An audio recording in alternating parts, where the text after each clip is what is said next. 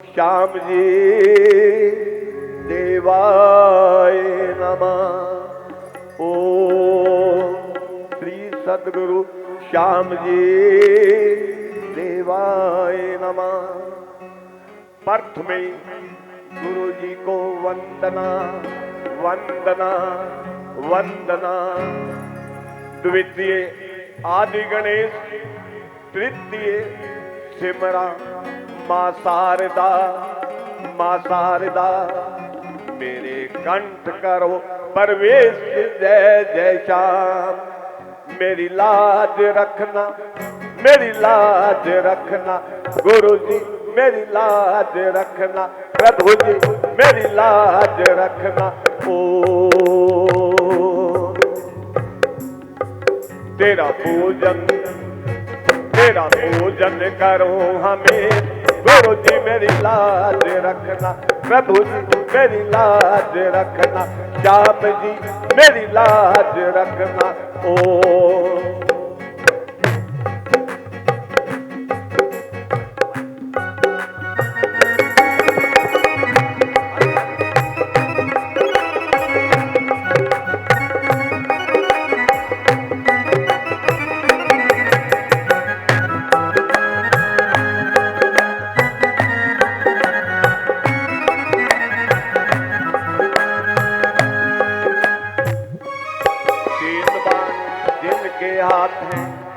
तीन बाण जिनके हाथ हैं, दिन टिकावे कौन जय जय श्याम। राखण वाले श्याम जी, ओ श्याम जी, राखण वाले श्याम जी, दिन मारन वाला कौन जय जय श्याम। मेरी लाज रखना, मेरी लाज रखना गुरु जी, मेरी लाज रखना।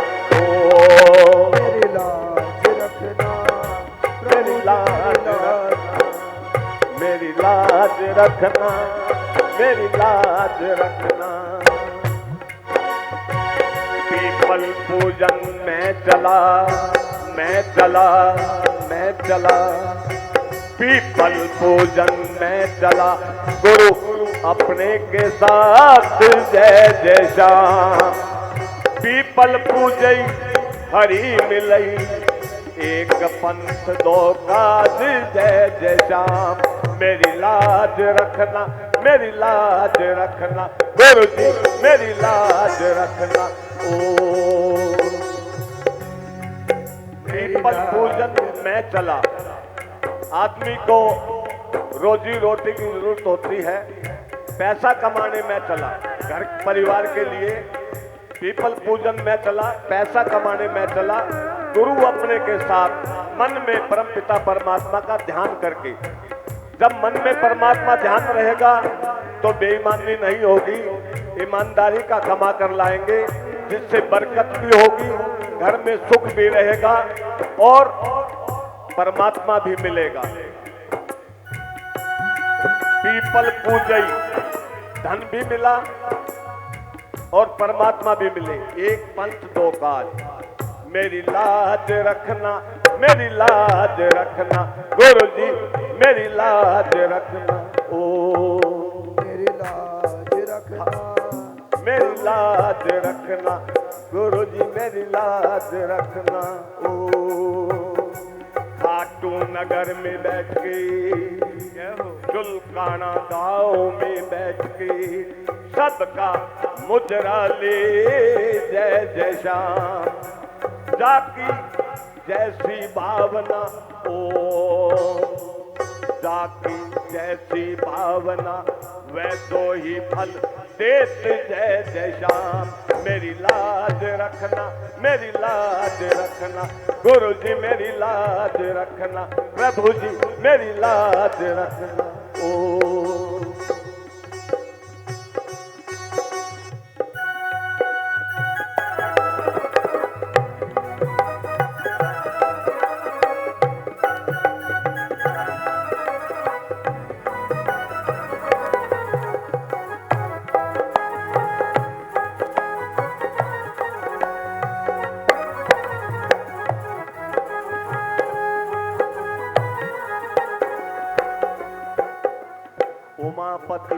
लक्ष्मीपति, उमापति लक्ष्मीपति, सीतापति श्री राम जय जय श्याम।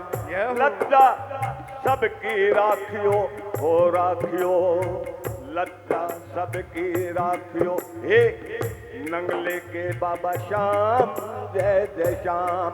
मेरी लाज रखना, मेरी लाज रखना, गुरु जी मेरी लाज रखना, प्रभु जी मेरी लाज रखना। ओ लाज रखना, प्रभु जी मेरी लाज रखना, ओ मेरी लाज रखना, प्रभु जी मेरी लाज रखना। ओम जिंदल तेरो बावरो, तेरो बावरो, तेरो बावरो, श्याम जी की कथा सुनाए जय जय श्याम। थारी दया से श्याम जी, ओ श्याम जी, थारी दया से श्याम जी, कारवां बढ़ता जाए जय जय श्याम। मेरी लाज रखना, मेरी लाज रखना, गुरु जी मेरी लाज रखना, प्रभु जी मेरी लाज रखना। ओ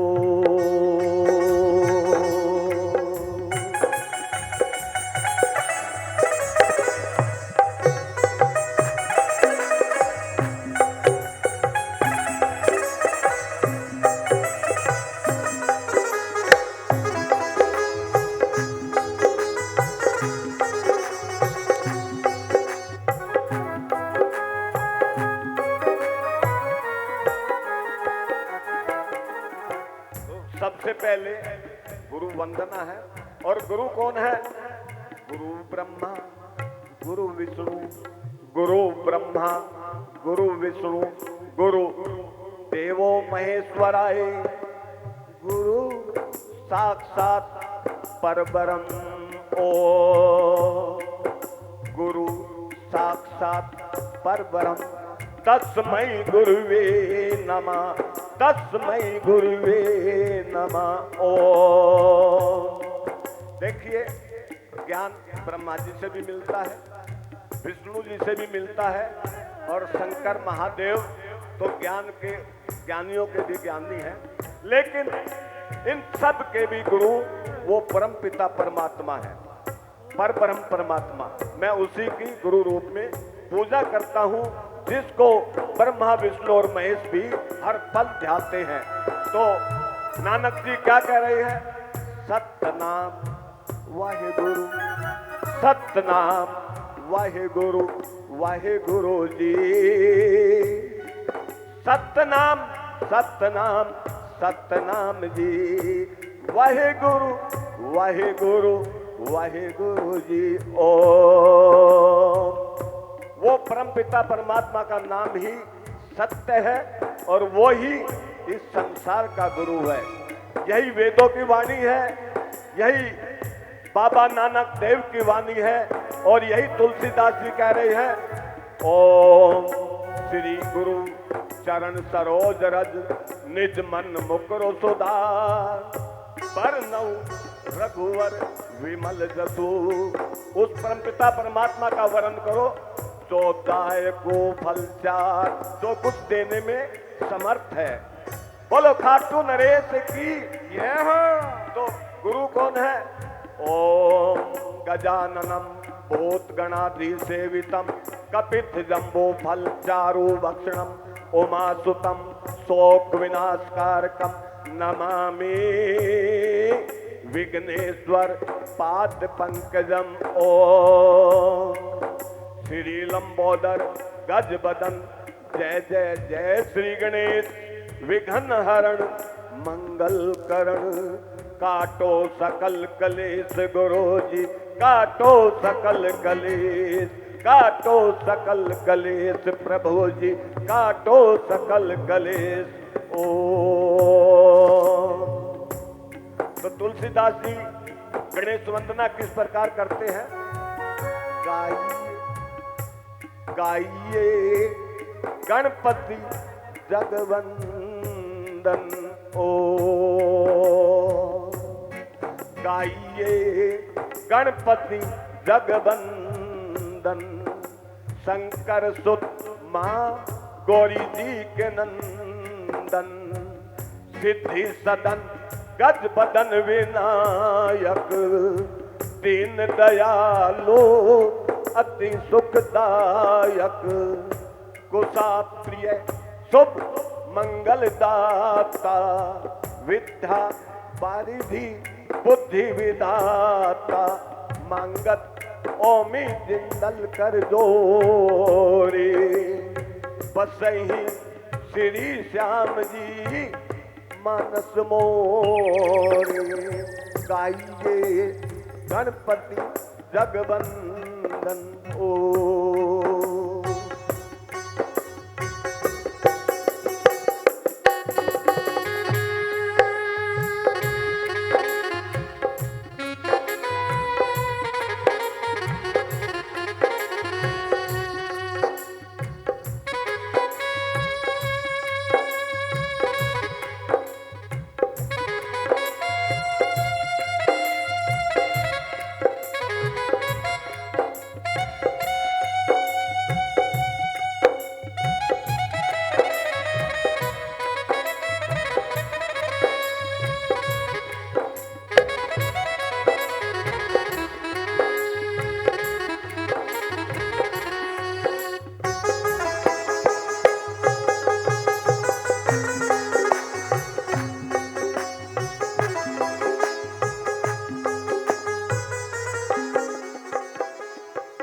खाटू नरेश की जय गणेश, जय गणेश देवा, जय गणेश, जय गणेश, जय गणेश देवा। आनंद मिले सारे जग को, आनंद मिले सारे जग को, संत करे सेवा। आनंद मिले सारे जग को, संत करे सेवा। जय गणेश, जय गणेश, जय गणेश देवा, जय गणेश, जय गणेश, जय गणेश देवा, जय गणेश, जय गणेश, जय गणेश देवा, जय गणेश, जय गणेश, जय गणेश देवा।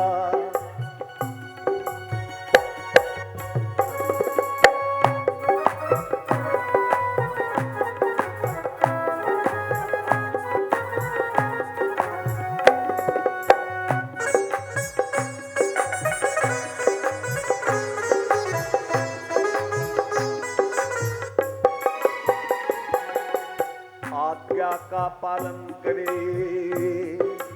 माँ दुर्गा ने बालक गणेश को अपने द्वार पर बैठा दिया। और गणेश जी कौन है? परमपिता परमात्मा के प्रथम अवतार हैं। जब वो परमात्मा के रूप में है तो शिव भी, पार्वती भी, विष्णु भी, ब्रह्मा भी सब उनकी संतान है। लेकिन वो परमात्मा अपनी पुत्री का पुत्र बन के रूप में आ गया, गणेश रूप में पुत्र बनकर आ गए। तो परमशाली है और इसलिए इनका नाम आनंद कहा गया है। परमात्मा का नाम आनंद है, वही सच्चिदानंद है। आज्ञा का पालन करे आनंद बलकारी, दंड धारण किए हाथ में, दंड धारण किए हाथ में, करे रखवाली। देवगण सभी हारे, देवगण सभी हारे, हारे महादेवा। आनंद मिले सारे जग को, आनंद मिले सारे जग को, संत करे सेवा। जय गणेश, जय गणेश, जय गणेश देवा, जय गणेश, जय गणेश, जय गणेश देवा।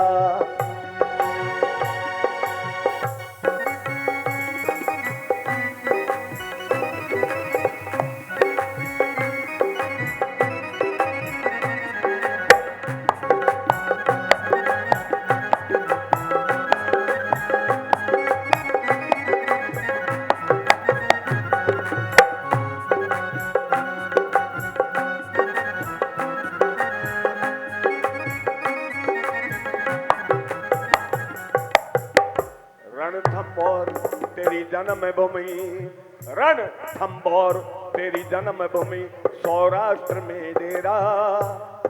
माँ गौरी ने जन्म दियो तेरो पिता महादेवा। विष्णु जी आसन देवी, विष्णु जी आसन देवे, ब्रह्मा करे सेवा, ब्रह्मा करे सेवा, आनंद मिले सारे जग को, आनंद मिले सारे जग को, संत करे सेवा। जय गणेश जय गणेश जय गणेश देवा, जय गणेश जय गणेश जय गणेश देवा।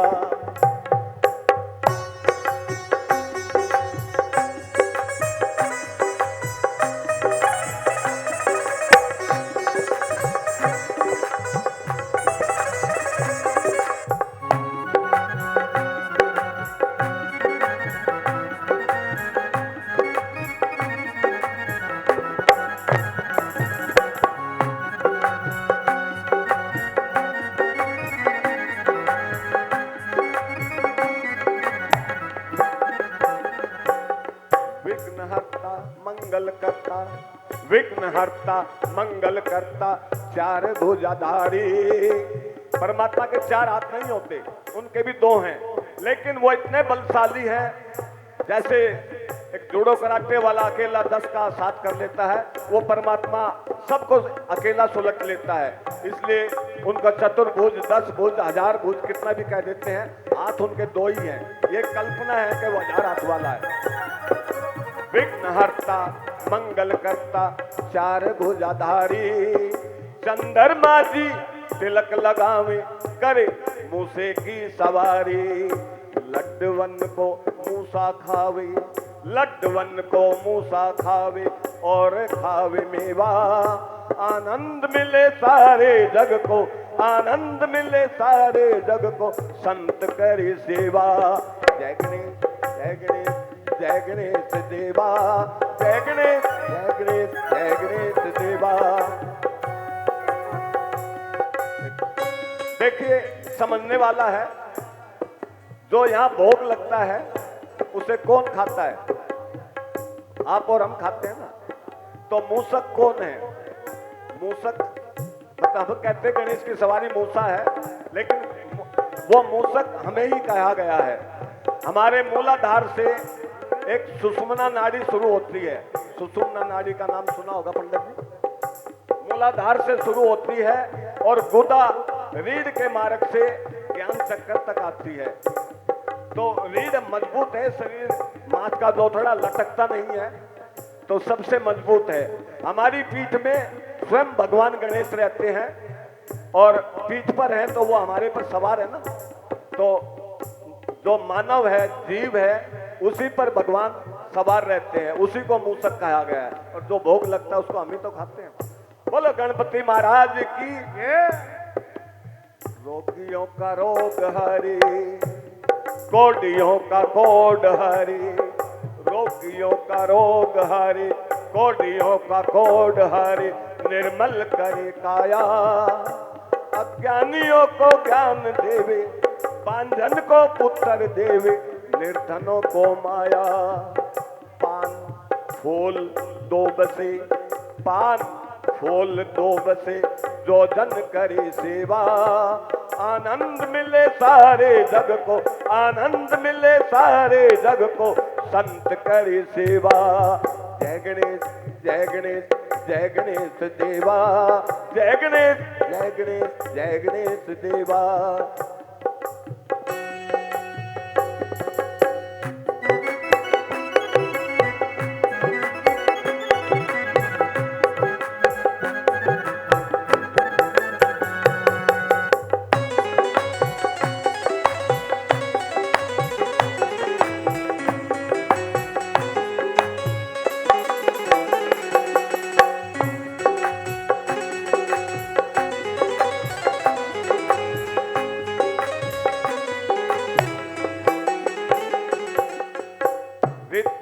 सिद्धि के स्वामी।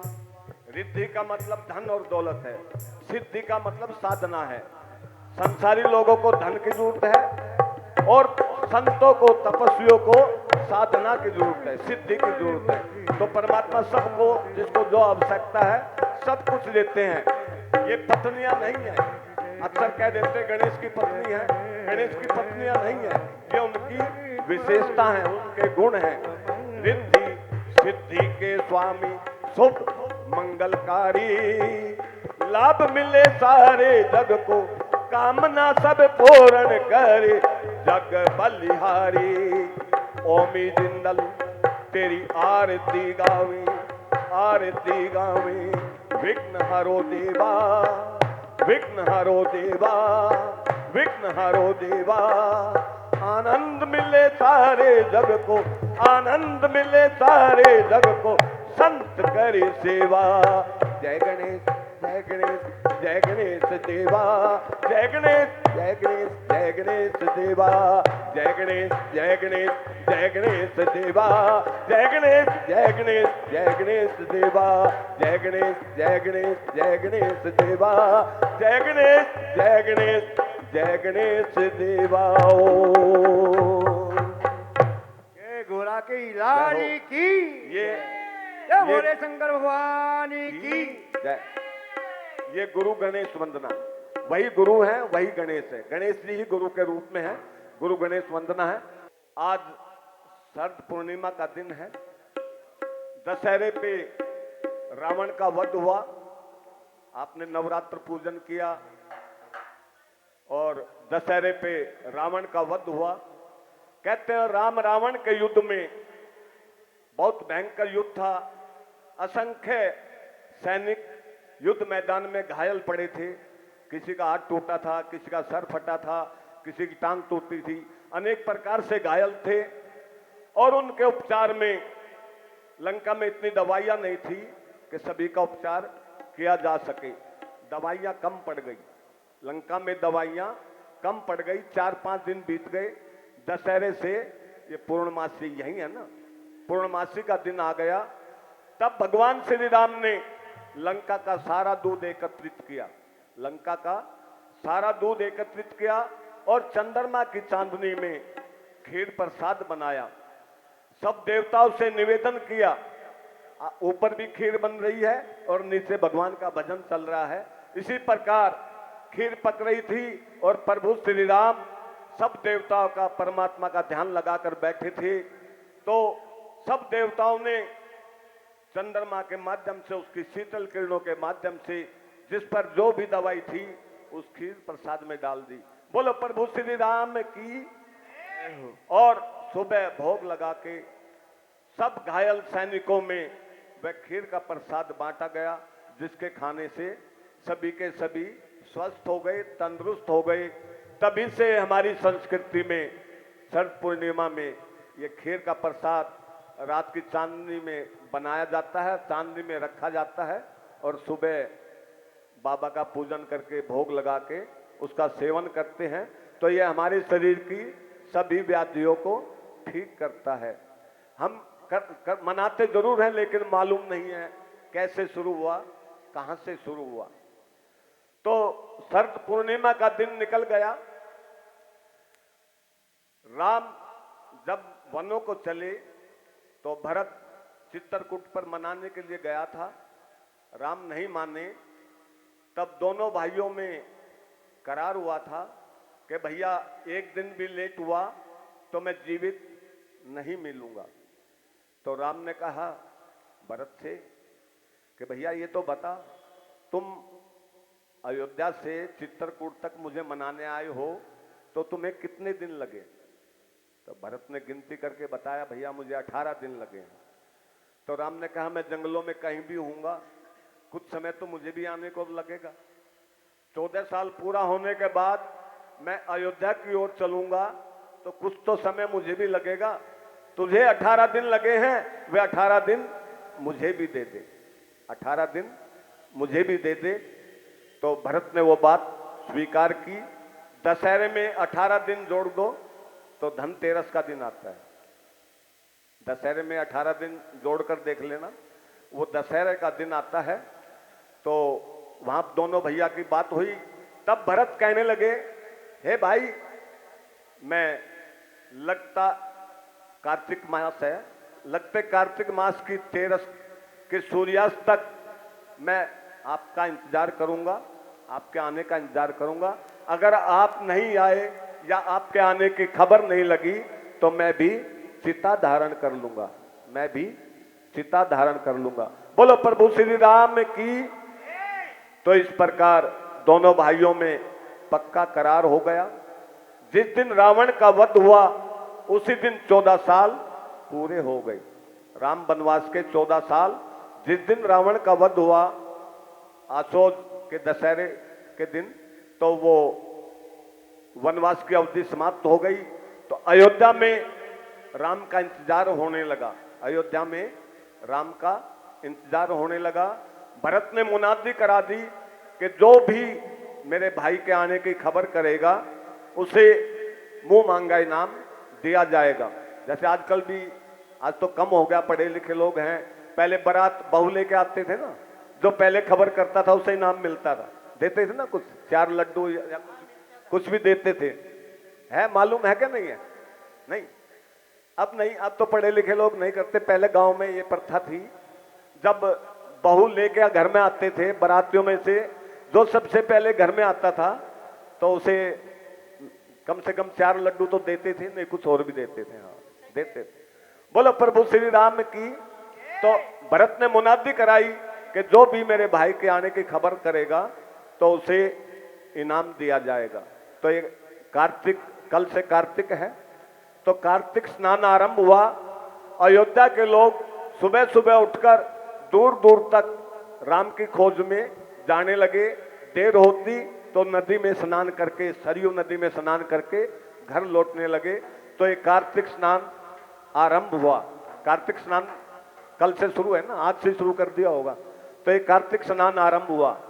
तो एक दिन बीता कार्तिक का, 2 दिन बीते, 3 दिन बीते। अब पति और पत्नी दूर दूर कौन है, जरा बताओगे बहन जी? पति और पत्नी दूर दूर कौन है? लक्ष्मण लंका में है और उर्मिला अयोध्या में है। सीताराम साथ साथ है, भरत की पत्नी भी साथ है, शत्रुघ्न की भी साथ है। लेकिन अगर कोई दूर दूर है तो लक्ष्मण है और उर्मिला है। अब उर्मिला को बेचैनी होने लगी दशहरे से, और करवा चौथ का व्रत आता है, तो 8-9 दिन हो गए, उसको बेचैनी होने लगी। अयोध्या में खबर थी, भरत ने जब संजीवन बूटी लाते हुए हनुमान को उतारा था कि लक्ष्मण मूर्छित है, खबर थी ना लंका में। तो उनको बेचैनी थी कि पता नहीं वो जीवित भी है कि नहीं है, क्योंकि आने का कोई भी समाचार नहीं मिल रहा था। अगर कोई समाचार मिल जाता तो चैन आ जाता, लेकिन कोई भी समाचार नहीं मिल रहा था। तब गुरु वशिष्ठ ने उर्मिला को करवा चौथ व्रत करने का विधान बताया कि करवा चौथ में गौरी और गणेश का पूजन होता है। किसका करते हो आप? गौरी गणेश का पूजन होता है। वो उर्मिला ने किया। अकेली रानी थी, मिट्टी का छोटा सा मटका जिसको करवा बोलते हैं, छोटे को, ये करवा चौथ इसलिए कह रहा है, उसको छोटे को करवा कहते हैं। तो पानी का भरा उस पर कलश स्थापित किया और गौरी गणेश की ज्योति प्रचंड करके उसका पूजन किया। उधर लंका में देखिए, कहते हैं ना भगवान भगत के बस में, पंडित जी, भगवान भगत के बस में, भगवान भगत के बस में। इधर उर्मिला पूजा पर बैठ गई और उधर लंका में विभीषण रोज भगवान राम के चरण दबाता, सेवा करता, कहता हे प्रभु राम आप कहीं मत जाओ, हे राम आप कहीं मत जाओ, हम आपके दास हैं, आपकी सेवा करेंगे, आप यहीं पर रहो। तो विभीषण की भक्ति के वशीभूत राम लंका में ही है, लंका से नहीं चले। जब उर्मिला ने व्रत किया तो चंद्रमा में ध्यान से देखना परछाई नजर आती है, राम लक्ष्मण सीता की परछाई नजर आई। तो उर्मिला ने चंद्रमा को अर्घ देकर अपना व्रत समाप्त किया। तो उर्मिला की भक्ति से राम लक्ष्मण और सीता पुष्पक विमान से लंका से चले। उर्मिला की भक्ति विभीषण की भक्ति पर भारी पड़ी। उर्मिला की भक्ति विभीषण की भक्ति पर भारी पड़ी। अब इसमें कहते हैं ना कि पति जीवित के लिए, तो खबर तो थी ना वो मूर्छित है, खबर तो थी ना मूर्छित है। तो विभीषण की भक्ति पर उर्मिला की भक्ति भारी पड़ी और राम पुष्पक विमान से लंका से चल दिए। उर्मिला की भक्ति से, करवा चौथ के व्रत के प्रभाव से राम लंका से चले। लंका से चले तो आगे सुग्रीव ने रोक लिया। किष्किंधा नगरी में सुग्रीव ने रोक लिया कि हे भगवान, जाते हुए तो आप मुश्यक पर्वत पर थे, मेरी नगरी में नहीं आए, अब मैं आपका स्वागत अपनी नगरी में करूंगा। और राम भगत के बस में तो सुग्रीव की नगरी में चले गए। अब जैसे विभीषण करता था उसी प्रकार सुग्रीव करने लगा, रोजाना सेवा करता है, भगवान हम आपके दास हैं, आपके सेवक हैं, आपकी सेवा करेंगे और आप यहीं पर रहिए। भगवान भगत के बस में, वो किष्किंधा नगरी में भक्ति के वश रुके हुए हैं, भक्ति के वश रुके हुए हैं। उधर अयोध्या में बेचैनी फैलती जा रही है। अगर उसका ढंग से वर्णन कर दिया जाए अयोध्या का तो आंसू नहीं रुकेंगे। लोगों ने खाना बंद कर दिया, खेती बंद हो गई, कारखाने बंद हो गए, धीरे धीरे बाजार बंद होने लगे, धीरे धीरे बाजार बंद होने लगे। अयोध्या में बेचैनी थी कि राम कब आएंगे, कहाँ हैं, कैसे हैं, ठीक भी हैं कि नहीं हैं, तो बेचैनी थी। तो कैकेयी, कौशल्या और सुमित्रा तीनों ने होली अष्टमी का व्रत किया। कैकेयी, कौशल्या और सुमित्रा, जो दीवार पर चित्र बनाते हो, 3 रानियां बनाते हो ना, वो कैकेयी, कौशल्या और सुमित्रा हैं। और यहां भी गौरी गणेश का पूजन है। तीनों रानियों ने मिलकर एक बड़ा मटका लिया और उसमें जल भर के कलश स्थापित करके और अपने सारे जेवर के, उधर भरत अपनी चिता सजा रहा था, उधर राम के आने की खबर नहीं थी। वो कहने लगी रानियां कि जब हमारी संतान नहीं रहेगी तो यह आभूषण हमारे किस काम के, हमारी संतान नहीं रहेगी। होली अष्टमी का व्रत संतान के लिए है ना, हाँ जी, होली का व्रत संतान के लिए है। तो कैकेयी, कौशल्या और सुमित्रा ने कहा जब हमारी संतान ही नहीं रहेगी तो ये श्रृंगार, ये आभूषण हमारे किस काम के, तो हमारे लिए सब मिट्टी में है। तो सारे के सारे जेवर उस मटके में पहना दिए। पहले, आजकल तो चोरों के डर से नहीं पहनाते, पहले जिसको याद हो गांव में तो सारे जेवर घर में जितने उस मटके को पहना देते थे और चांदी के मन के बनाते थे, बच्चों के लिए जितनी संतान वो पहनाते थे। तो बोलो प्रभु श्री राम की होली अष्टमी का व्रत किया। तो होली अष्टमी के व्रत में मां दुर्गा ने तारा रूप में दर्शन दिए। तारा दुर्गा का ही नाम है। यहाँ तारे को छाव में उनको जल देते हो ना, अर्घ देते हो, तारे को अर्घ देते हो, तो तारा, वो तारा रानी दुर्गा का ही नाम है। उन्होंने किसी प्रकार से चमक से दर्शन दिए तो उसको अर्घ देकर उन्होंने व्रत खोला और राम किष्किंधा से निकले। होली अष्टमी के व्रत के प्रभाव से राम किष्किंधा नगरी से चले तो सबरी के आश्रम में चले गए। सबरी के आश्रम में रुके, सबरी ने उनकी सेवा की। और जब ऋषि मुनियों को खबर लगी कि राम तो एक भीलनी के आश्रम में रुके हुए हैं तो उनमें खलबली मची। उन्होंने एकादशी का व्रत किया जिसके प्रभाव से राम भीलनी के आश्रम से चले और समस्त ऋषि मुनियों के आश्रम से होते हुए आने लगे।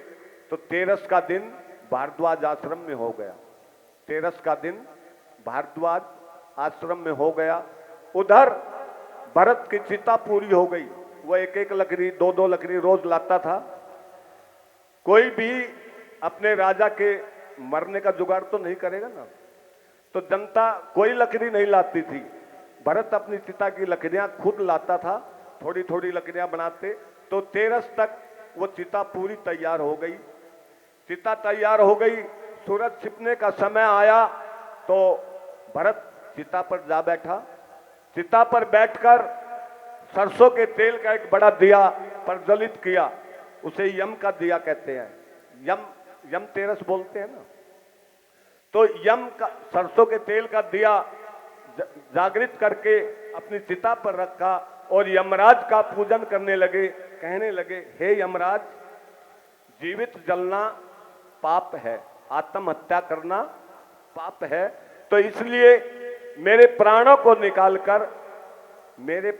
निकालकर मेरे राम के पास ले चलो। मेरे प्राणों को निकालकर मेरे राम के पास ले चलो, ताकि मुझे परमात्मा की प्राप्ति हो और जीवित जलने का दोष ना लगे, आत्महत्या का दोष ना लगे, मेरा ये शरीर शांतिपूर्वक अग्नि के समर्पित हो सके। उन्होंने यमराज का पूजन किया। इधर भरत यमराज का पूजन कर रहे हैं, उधर भगवान श्री राम संकट में हैं कि मैं अयोध्या जाऊं या निषाद राज के यहाँ जाऊं, क्योंकि निषाद राज को वचन दिया था वापसी में मैं तेरे पास होकर जाऊंगा। अगर निषाद राज के यहाँ नहीं जाते तो वचनहारी होते हैं, और अयोध्या नहीं जाते तो भरत जीवित नहीं मिलता।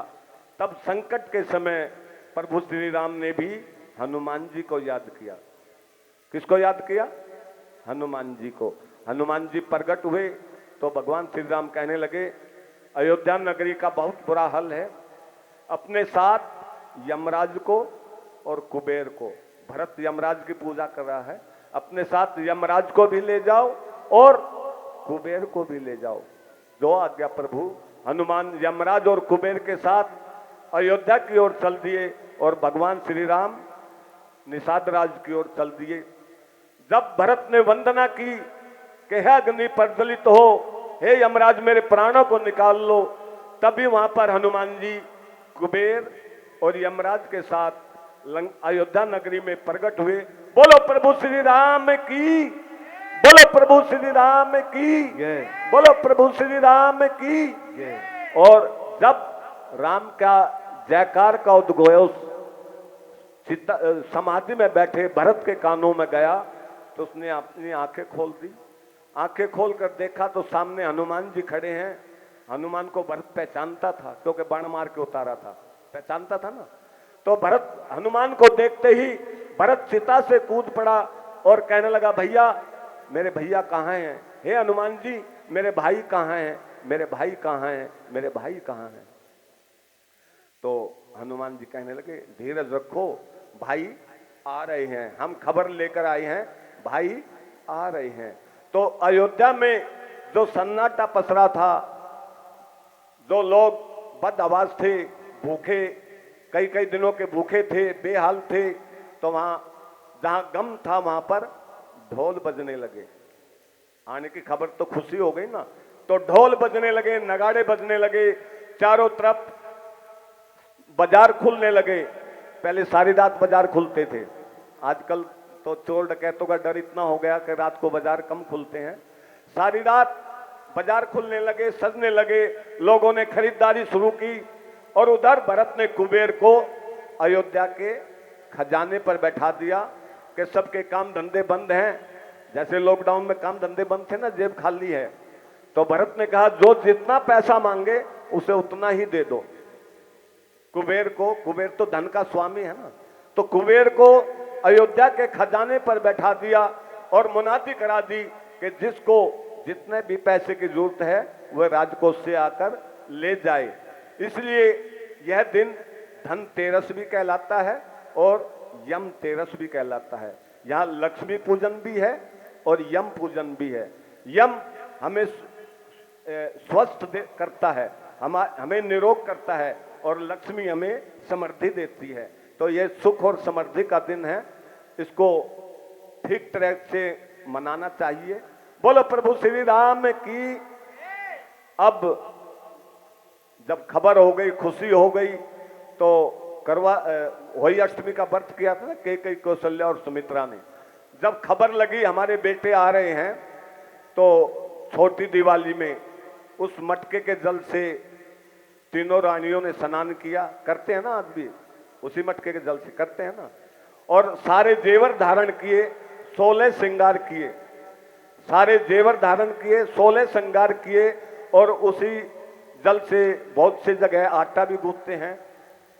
तो ये सारे सबूत है ना, मैं गलत तो नहीं कह रहा कहीं, सबूत मतलब हमारी संस्कृति के सबूत सारे हैं, उन्हें कोई जोड़ने वाला चाहिए, जोड़ने वाला चाहिए, सबूत सारे हैं। तो इस प्रकार छोटी दिवाली में लोगों ने अपने घरों में सफाई की, जो 10-12 दिन से घरों में सफाई बंद थी ना, वो सफाई की, कूड़ा निकला, तो इसलिए इसको नरक चतुर्दशी भी कह देते हैं। सफाई हुई इसलिए नरक चतुर्दशी कह देते हैं। सब झाड़ू खरीदते हैं और घर की सफाई करते हैं। और अगले दिन तो भगवान श्री राम आए तो दिवाली जगमगा उठी, अयोध्या जगमगा उठी। ये दिवाली का दिन है। अब दिवाली का दिन आया, अब कहते हैं ना व्यापारी पे लक्ष्मी क्यों रहती है, कि राम के आने की खबर सुनते ही बाजार खुल गए थे। राम के आने की खबर सुनते ही बाजार खुल गए थे। इसलिए भगवान श्री राम का वरदान है कि व्यापारी को कभी घाटा नहीं होता। उसके कर्म कहीं बहुत ज्यादा माड़े हों वो तो अलग बात है, लेकिन व्यापारी अपने घर का गुजारा कर लेता है, उसे दिक्कत नहीं होती। लेकिन किसान और कारखानेदार प्रभु राम के नजदीक ही डटे रहे। व्यापारियों ने तो अपना, दुकानदारों ने तो दुकान खोल ली, लेकिन जो बड़े किसान थे, बड़े कारखानेदार थे, वो भगवान श्री राम के आसपास ही बैठे रहे। तो सुबह उठे, प्रभु राम ने देखा कि सभी मेरे पास बैठे हैं। अगर किसान खेत नहीं चलाएगा, हल नहीं चलाएगा और कारखाने नहीं चलेंगे तो देश की अर्थव्यवस्था चौपट हो जाएगी। ये आध्यात्मिक कथा है, खाली धार्मिक नहीं है, हर तरफ प्रकाश डालती है। अगर किसान खेत में नहीं गया, खेती नहीं की, कारखाने नहीं चले तो देश की अर्थव्यवस्था चौपट हो जाएगी। जैसे लॉकडाउन में हुई ना, सब कुछ बंद हो गया तो अर्थव्यवस्था चौपट हो गई ना, कि अर्थव्यवस्था चौपट हो जाएगी। इसलिए भगवान श्री राम सुबह उठे और किसानों को अपने साथ लिया, खेतों में गए उनके साथ, गन्ने का पूजन किया और गन्ने की कटाई शुरू की। पंडित जी, पहले गन्ना गोवर्धन से पहले नहीं कटता था, उसका पूजन होके करता था। आज तो लोग राम को मानते नहीं है, नाम लेते हैं मानते नहीं है। बगैर पूजन के गन्ना नहीं कटता था।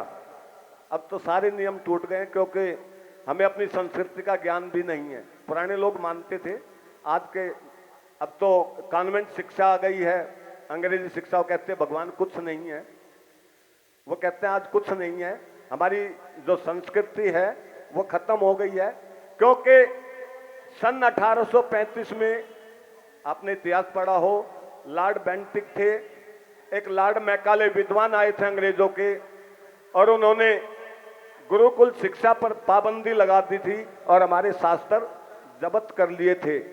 हमारे शास्त्र जब्त कर लिए, गुरुकुल शिक्षा पर बैन लगा दिया। और जो सरकार के चापलूस विद्वान थे, पंडित थे, उनको आदेश देकर सरकार ने, ब्रिटिश सरकार ने हमारे शास्त्रों में परिवर्तन करा दिया। आज जो रामायण और महाभारत हमारे सामने है, इनमें जो मूल बातें हमारी संस्कृति वो गायब है, मूल बातें नहीं हैं। बोलो प्रभु श्री राम की।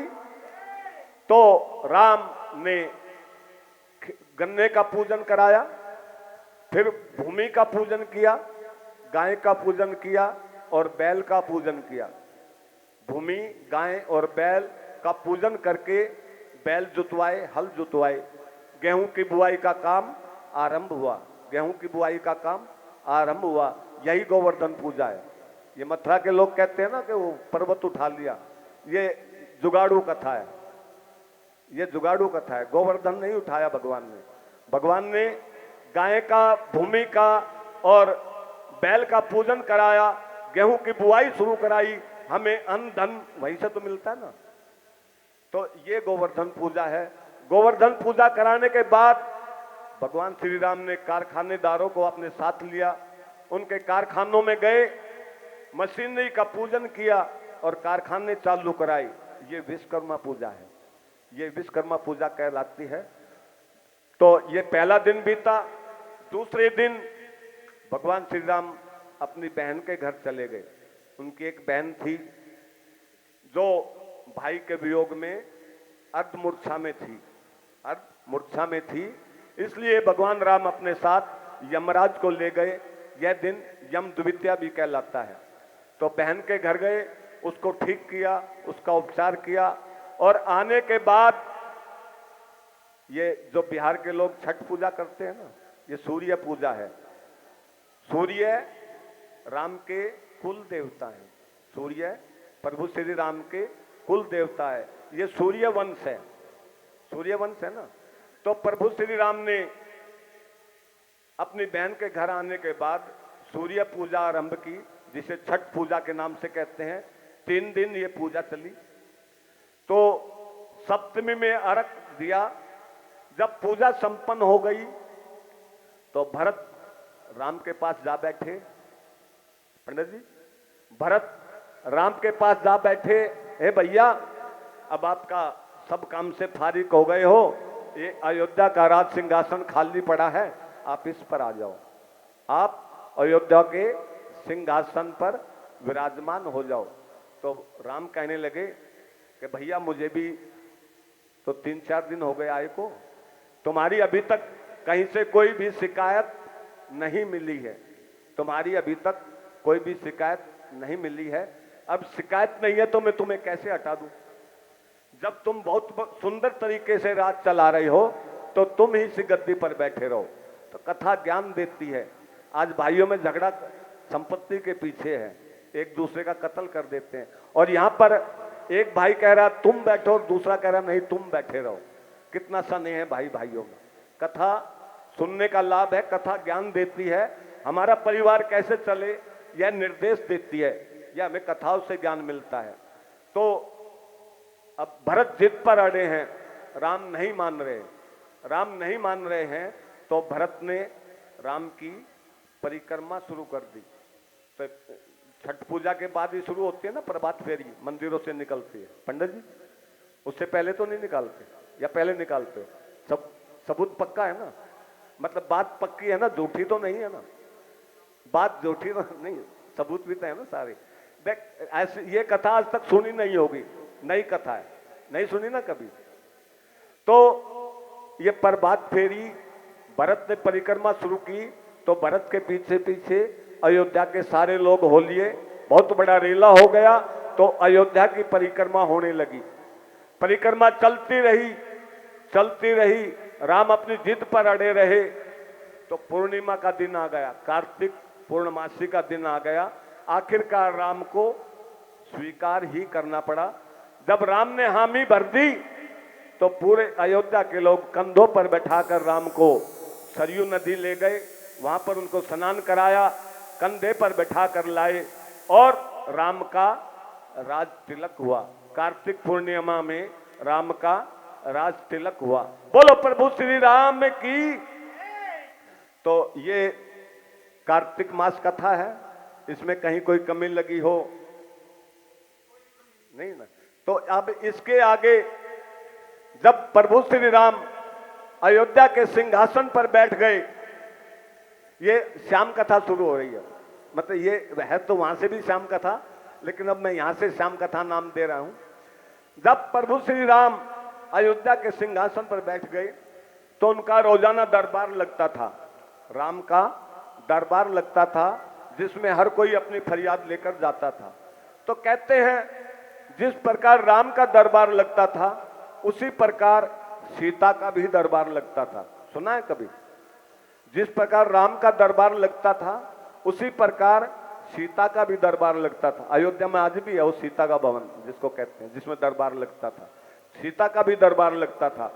और सीता के पास दूर से पास से बहुत से ज्यादातर औरतें आती थी। महिला के पास अपनी बात आसानी से कह लेती थी। तो दूर दूर तक की औरतें सीता के पास आती थी, अपनी समस्याओं का हल करती थी, लेकिन साथ साथ वो एक सवाल भी कर लेती थी कि आप लंका में रही तो कैसे रही, लंका में रही तो कैसे रही। तो सीता जी हर बात का साफ साफ जवाब देती थी। तो कहते हैं 36 साल तक भगवान श्री राम ने अयोध्या पर राज किया। 36 साल तक राज, 64 साल तक। और जब 64वां साल चल रहा था, राम के शासन को 64वां साल चल रहा था, तो सीता का दरबार यथावत लगता था। तो कहते हैं 64वें साल में सीता जी ने गर्भ धारण किया। 64वें साल में सीता जी ने गर्भ धारण किया और गर्भ धारण के दौरान भी वह दरबार यथावत चलता था और उसी प्रकार सवाल जवाब होते थे, राक्षसों के बारे में सीता जी सब कुछ बताती थी। कहते हैं एक दिन प्रभु की माया अचानक राम सीता जी के दरबार में आ गए और सीता जी, मैं कथा कह रहा हूं तो कौन आ रहा मुझे नहीं पता, मेरा ध्यान कथा कहने में है, तो सीता को नहीं पता लगा कि राम दरबार में आए हैं। लेकिन राम सुन रहे थे कि सीता जी गर्भवती हैं और कथा राक्षसों की कर रही हैं। जो सवाल किया उसका जवाब दे रही थी, तो कथा राक्षसों की चल रही थी। तो देखकर राम आड़ में हो गए। सारी बात सुनकर चुपचाप वापस अपने महल में चले गए, सीता से नहीं मिले, चुपचाप अपने महल में चले गए और कुछ उदास रहने लगे। तो एक दिन सीता जी ने पूछ ही लिया कि भगवान आप किस बात से उदास हो, थोड़े से उखड़े से हो, कुछ तो कारण होगा। तब राम कहने लगे, हे सीते, तुम गर्भवती हो और कथा राक्षसों की करती हो। औरत गर्भवती हो और घर में कलेश रहता हो तो होने वाला बच्चा भी कलेश ही निकलेगा, एक गिलास पानी भी नहीं देगा आपको। अगर घर में स्त्री गर्भवती है तो ये समझने की चीजें, सारी चीजें समझने की हैं। तो राम कहने लगे कि तुम गर्भवती हो और कथा राक्षसों की करती हो। मेरा इस पृथ्वी पर जो अवतार हुआ है वो पाप के नाश के लिए हुआ है, धर्म की स्थापना के लिए हुआ है। लेकिन जो ये राक्षसों की कथाएं मेरा बेटा गर्भ में सुन रहा है, तो जन्म लेने के बाद वो तो राक्षसी स्वभाव पर चलेगा। तो जो मैंने कीर्तिमान स्थापित किया है, जो धर्म की स्थापना की है, मेरा ही बेटा उसका नाश कर देगा। मैं इसलिए चिंतित हूं। तब सीता जी ने कहा, इसका कोई उपाय तो होगा, जो गलती हो गई वो तो हो गई, लेकिन इसका कोई उपाय तो होगा। सीता जी ने कहा, मैं अपने पिता के घर जाऊंगी तो वहां भी दरबार लगेगा, और कहीं भी जाऊंगी तो दरबार तो वहीं पर लगेगा। कहीं एकांत हो तो ही मैं भक्ति कर सकती हूँ, कहीं एकांत मिले तो ही मैं भक्ति कर सकती हूँ। तो प्रभु श्री राम की इच्छा से अयोध्या में एक घटना हुई, एक धोबी का झगड़ा हुआ, धोबिन का झगड़ा हुआ। पूरा सुनाऊं या यहीं से इतना आगे चल दूं? कथा फिर कीर्तन वाली भी है ना, तो कभी फिर सुनना होगा, फिर पूरी सुना दूंगा, आप लोग देर से आए हो। तो उस धोबिन के झगड़े के बहाने राम ने सीता का त्याग किया। राम ने सीता का त्याग नहीं किया। अगर त्याग किया होता तो आज सीताराम नहीं बचते। त्याग हो जाता तो फिर थोड़ी बचते, फिर तो अलग अलग हो गए, कोई मतलब नहीं रहा। कभी त्याग नहीं किया। ये तो एक लीला है प्रभु श्री राम की। सीता को एकांत में भेजना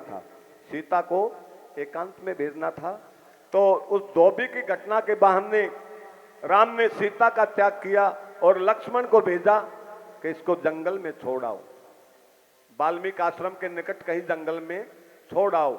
लक्ष्मण लेकर चले जंगल में, सीता जी को छोड़कर वापस चले आए। जब छोड़कर वापस चले आए तो सीता जी ने गौरी गणेश का पूजन किया। हे मां भगवती, मेरे रंग रूप को बदल दो, मेरे रंग रूप को बदल दो। कहते हैं सीता जी के आह्वान से मां दुर्गे भवानी ने सीता का हुलिया बदल दिया, और जब सीता का हुलिया बदल गया तो वह जोर जोर से रोने लगी, चीखने लगी, कोई मेरी रक्षा करो, मेरी रक्षा करो, मेरी रक्षा करो, मैं निर्जन वन में अकेली हूं, कोई मेरी रक्षा करो। तो सीता जी की आवाज वाल्मीकि जी के कानों में जाने लगी। सीता की आवाज वाल्मीकि जी के कानों में जाने लगी, और वाल्मीकि जी ने जैसे ही किसी स्त्री के रोने की आवाज सुनी तो वो दौड़े दौड़े आए, सीता जी को अपनी धर्म की बेटी बनाया, और वनों में मिली थी, उसका नाम वन देवी रख दिया, उसका नाम वन देवी रख दिया। वन देवी रख के अपनी पुत्री बना के अपने आश्रम में ले आए। यहाँ पर सीता जी त्रिकाल संध्या करने लगी, सुबह दोपहर शाम की त्रिकाल संध्या करने लगी, हर वक्त भक्ति में रहने लगी। तो जेठ की एकादशी का दिन आया, निर्जला एकादशी। प्रसव पीड़ा होने लगी सीता जी को। जेठ की एकादशी सीता जी को प्रसव पीड़ा होने लगी, तो सीता जी ने जल का भी त्याग किया। उस दिन जल का भी ग्रहण नहीं किया, इसलिए यह निर्जला एकादशी कहलाती है। यह एकादशी निर्जला एकादशी इसलिए कहलाती है कि जब प्रसव पीड़ा हुई तो सीता जी ने जल भी ग्रहण नहीं किया। और ये कहते हैं देवलोक से माँ दुर्गा दाई बनकर आ गई।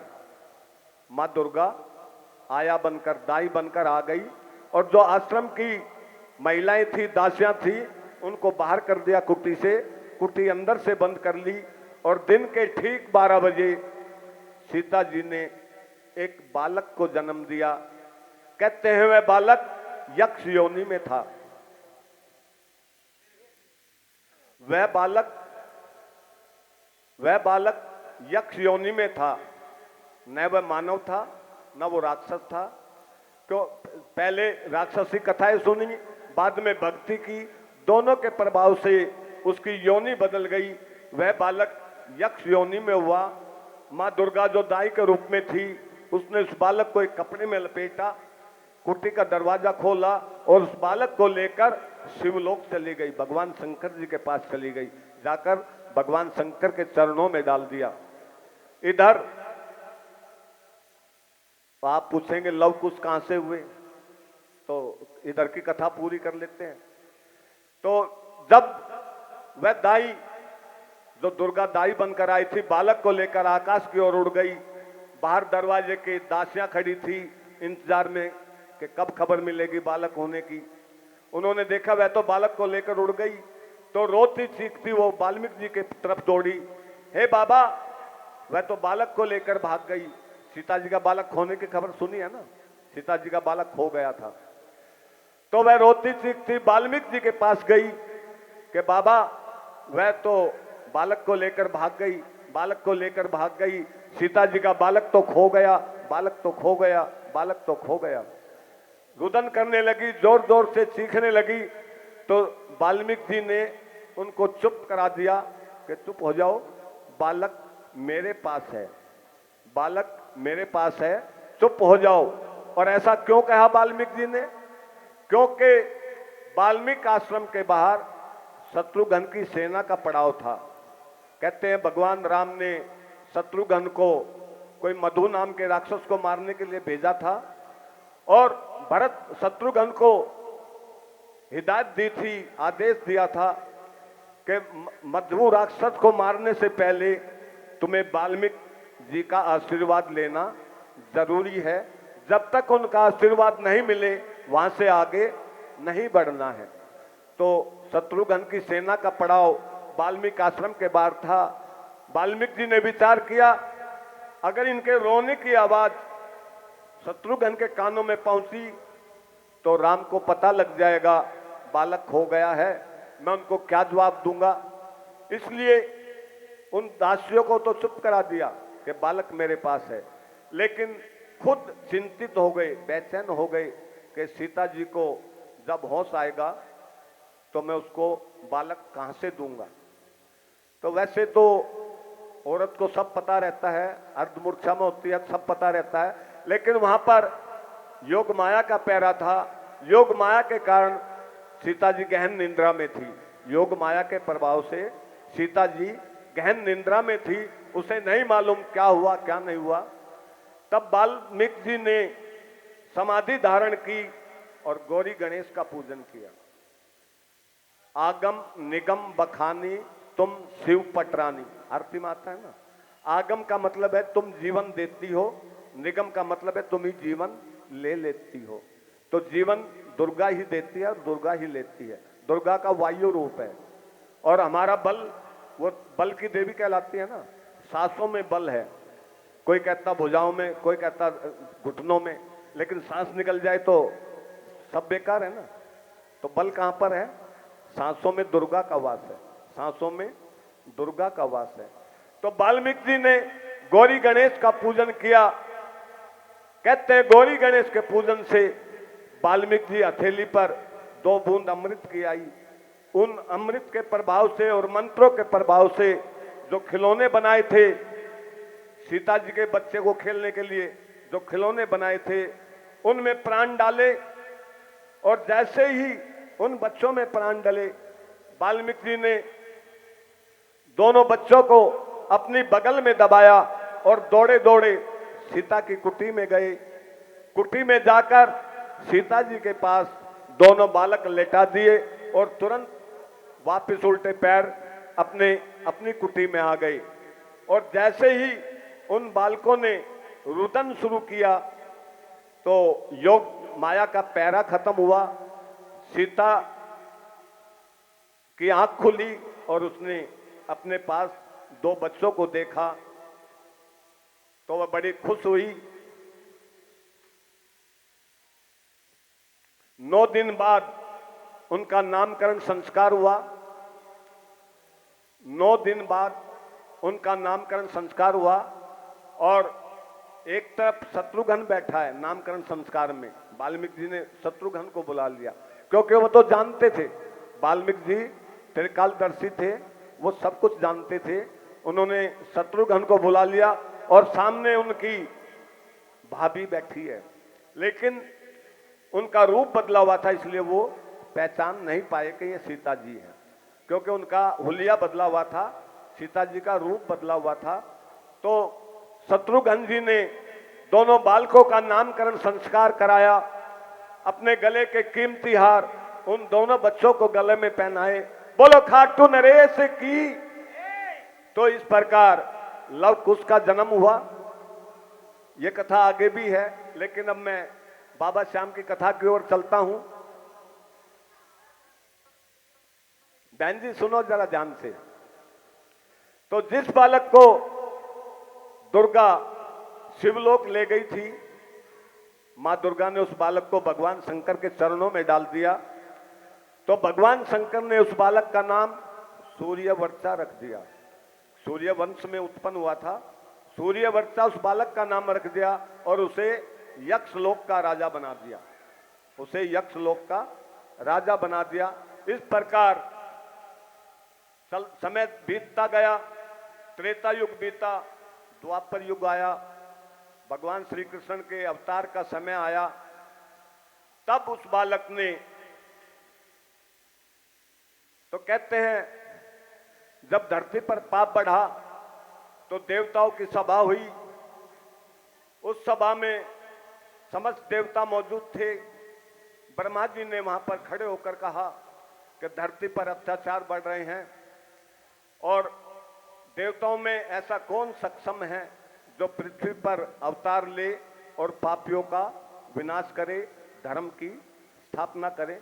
तो कहते हैं सभा में सन्नाटा छा गया, कोई नहीं बोला। जब कोई नहीं बोला तो विष्णु जी ने, ब्रह्मा जी ने श्री हरि विष्णु की प्रार्थना की, हे भगवान आपके सिवाय इस काम को और कोई नहीं कर सकता, आपको ही पृथ्वी लोक पर जाना होगा। ब्रह्मा जी की वाणी सुनकर श्री हरि विष्णु जी ने तथास्तु कहा और स्वीकार किया कि मैं पृथ्वी पर अवतार लूंगा। जैसे उन्होंने स्वीकृति दी तो कहते हैं वह बालक यक्ष भी उस सभा में मौजूद था और वह खड़ा होकर जोर जोर से चिल्लाकर कहने लगा कि मुझ में इतना बल है, मैं बगैर किसी हथियार के अपनी भुजाओं के बल से समस्त राक्षसों का संहार कर दूंगा। आप विष्णु जी को क्यों भेज रहे हो, आप विष्णु जी को क्यों भेज रहे हो। तब ब्रह्मा जी को क्रोध आ गया और कहने लगे, जब मैंने सवाल किया था सब चुप बैठे रहे, कोई नहीं बोला, लेकिन अब परमात्मा ने स्वीकृति दे दी, तुम शोर मचा रहे हो तो तुमने देव नियम की अवहेलना की है, देव नियम भंग किया है। और वहां कोई रिश्वत नहीं चलती थी, जो नियम भंग करता था उसे दंड मिलता था। क्रोध में आकर ब्रह्मा जी ने उसे श्राप दे दिया कि जाओ, तुमने राक्षसी स्वभाव का परिचय दिया है तो तुम्हारा जन्म राक्षस कुल में होगा और विष्णु जी के हाथों तुम्हारा वध होगा। बोलो प्रभु श्री राम की। तो इस प्रकार ब्रह्मा जी से श्राप मिलते ही उस सूर्य वर्षा का पतन हो गया, वह देवलोक से पृथ्वी पर आ गया और एक तालाब के किनारे एक पेड़ पर रहने लगा। समय बीतता गया, पांडवों को वनवास हुआ, पांडवों को वनवास हुआ। और कहते हैं जब वनवास का 5वां साल था, वनवास का 5वां साल था, जब गर्मी का मौसम आता है बैसाख का, तो उतरते बैसाख में गर्मी बहुत तेज होती है। उतरते बैसाख में, लगते बैसाख में कम होती है, उतरते में गर्मी बढ़ जाती है। तो शुक्ल पक्ष था बैसाख महीने का। पांडव चढ़ती गर्मी से, भूख प्यास से बेहाल थे, जंगलों में थे, कुछ खाने को नहीं था। हार थक कर एक स्थान पर बैठ गए और पानी की तलाश में अपने भाइयों को भेजा। वो यक्ष तालाब पर, वो वही यक्ष है जो ब्रह्मा जी ने श्राप दिया था, जो सीता जी का बेटा यक्ष बन के तालाब पर था, वह यही यक्ष है जहां पांडव मूर्छित हुए। एक एक कर भाई आते गए और मूर्छित होते चले गए। अंत में युधिष्ठिर आए, उसके सभी सवालों का जवाब दिया और अपने भाइयों को जीवित करके ले आए। कहते हैं जब भीम मूर्छित हुआ, जब भीम मूर्छित हुआ तो यक्ष को, यक्ष जो है, जब आदमी का अंतकाल आता है तो यक्ष ही प्राण लेने आते हैं, तो उनको दिमाग पर ना आता है, वो जान लेते हैं इस नाम का आदमी कौन है। तो कहते हैं जब भीम मूर्छित हुआ तो उस यक्ष ने भीम के दिमाग को पढ़कर जान लिया कि इनकी पत्नी हिडंबा है। कौन है? हिडंबा इनकी पत्नी है और इनका एक बेटा है घटोत्कच, जिसकी अभी शादी हुई है, मोरवी जिसका नाम है। और यह राक्षस कुल भी है और क्षत्रिय कुल भी है, भगवान कृष्ण से जुड़ा हुआ है। सब कुछ जान लिया, तब उसने निश्चय किया कि मैं इसी घर में जन्म लूंगा, मैं इसी घर में जन्म लूंगा। तो बैसाख के महीने से और कार्तिक मास के एकादशी, बाबा का जन्मदिन आने वाला है ना 25 नवंबर, तो बैसाख शुक्ल से ये 7वें मास में जितने अवतार हुए हैं वो 7वें मास में जन्म लेते हैं। 7वें मास में जो बालक जन्म लेता है वह जीवित रहता है। 8वें मास का तो बहुत कम चांस है जीने के, लेकिन जो 7वें मास में जन्म ले लेता है वह जीवित रहता है। तो 7वां मास है, 7वें मास में मेरे बाबा ने हिडंबा के पोते के रूप में, भीम के पोते के रूप में, पांडव कुल में भीम के पोते के रूप में जन्म लिया। बोलो खाटू नरेश की। तो ये कथा आगे लंबी बहुत है, कभी फिर बुलाओगे फिर करना। तो आज कथा का यहीं विराम देते हैं। तो बाबा श्याम का आह्वान भाई साहब ने किया था, हम एक बार फिर करते हैं, सारे मिलके साथ बोलेंगे।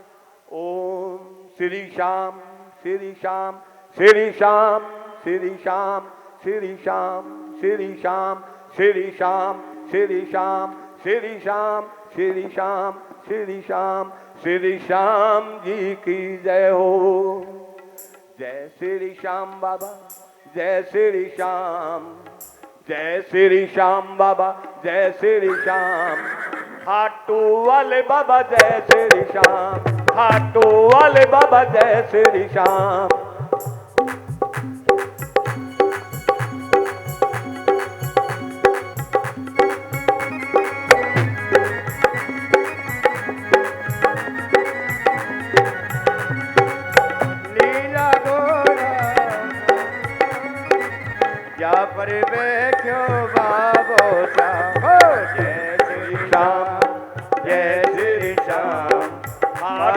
वाले बाबा जय श्री श्याम, बोलो जय श्री श्याम, जय श्री श्याम। खाटू वाले बाबा जय श्री श्याम, खाटू वाले बाबा जय श्री श्याम। लीला घोड़ा नीला घोड़ा लाल लगाम, लीला घोड़ा लाल लगाम। उस पर बैठे बाबा श्याम, उस पर बैठे बाबा श्याम। आ जाओ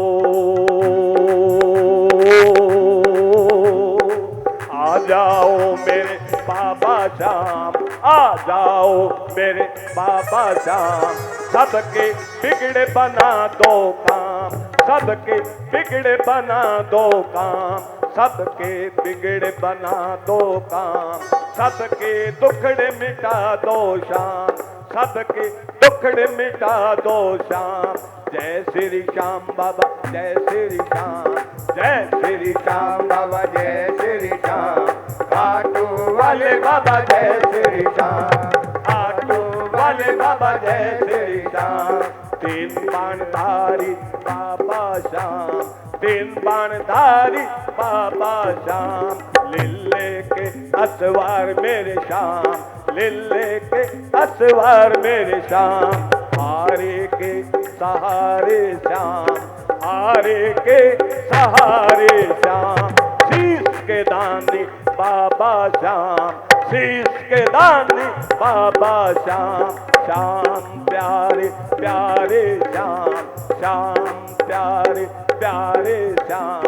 लखदातार बाबा श्याम, लखदातार बाबा श्याम।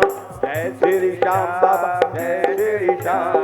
खाटू वाले बाबा जय श्री श्याम। भजनों से बोलो ले जाइए खाटू बाबा। नरेश की जय हो।